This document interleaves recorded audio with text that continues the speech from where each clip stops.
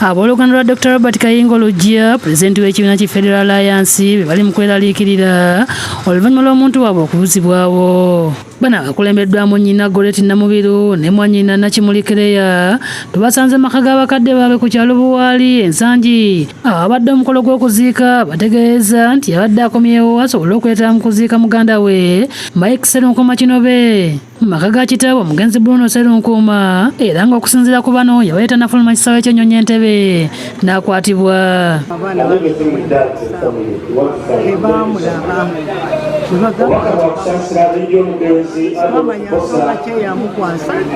Nakimuli agamba nti babadde bagenze ku kisaawe okumunonako era babadde bawuliziganya bulungi, kyokka wayiseewo akaseera katono ng'atuuse ku kisaawe munda n'abategeeza nga bawole bamukutte. Agamba nti ensonga baazitutte mu by'okwerinda ku kisaawe Entebbe omwali ne poliisi naye tebaafuna kuyambibwa.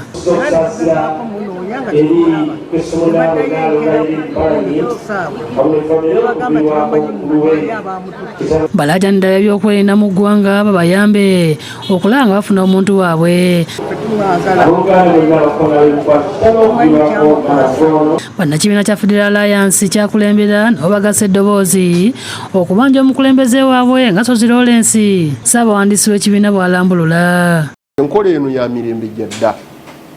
Ya mirembe gyadda mu kino ekyasa tekyalimu. Bw'abanga omuntu alina omusango nga ddala gwe bamukwatidde bayite mu process entuufu, bamugguleko omusango bamutwale bamuvunaana okusinga okumukukuma mu buduukulu. Amyuka omwogezi wa poliisi mu Kampala n'Emiriraano Luke Owesigire ku lukomo lwa simu ategeeza nti mu kiseera kino tebalina kye bayinza kwogera okutuusa ku bbalaza. Tusaba tutangaza ku mukulembeze ow'ekibiina ekya Federal Alliance agambibwa okuwambibwa ku kitaawe Entebbe. Ku biraako enkya sirina kye mmanyi ku nsonga ezo z'obuzaanya.